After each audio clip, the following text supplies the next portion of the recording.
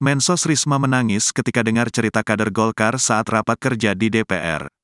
Menteri Sosial, Mensos, Tri Risma hari ini tampak berurai air mata dan mengusapnya dengan tisu ketika mendengarkan cerita tentang seorang lansia berusia 90 tahun yang hidup sebatang kara tetapi tidak menerima bantuan sosial, bansos.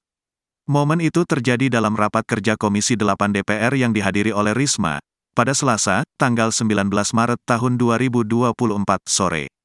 Semua berawal dari cerita anggota Komisi 8 DPR dari fraksi Golkar M. Ali Rida.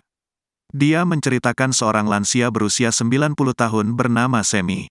Semi hidup sebatang kara dan dia harus menghidupi dirinya sendiri dengan bekerja membuat lempeng. Kerupuk lempeng itu dengan bayaran Rp5.000. Dan itu tentu tidak cukup untuk menghidupi dirinya dan saya sempat, "Bu, saya datang," kata Rida kepada Risma dalam rapat. "Saya menyempatkan diri untuk datang ke rumahnya dan benar orang ini memang sebatang kara. Dan kebetulan dia memasak mohon maaf, Bu karena tidak ada beras." Nahan nangis, dia harus memakan tahu dan kacang panjang yang harus direbus tanpa menu apapun, ujarnya lagi. Di momen inilah, Risma tampak mulai menutup mulutnya dengan tisu dan terlihat mulai meneteskan air matanya.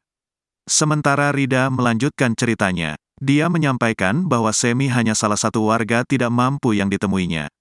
Namun, dia meyakini bahwa Risma sebagai menteri tentu banyak menemukan kasus serupa.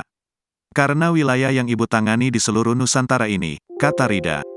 Lebih lanjut, kisah Semi ini diceritakan Rida semakin miris. Sebab, tidak menerima bantuan sosial karena tidak termasuk data terpadu kesejahteraan sosial, DTKS. Padahal, Rida mengatakan, tetangga Semi menerima bantuan sosial dari pemerintah.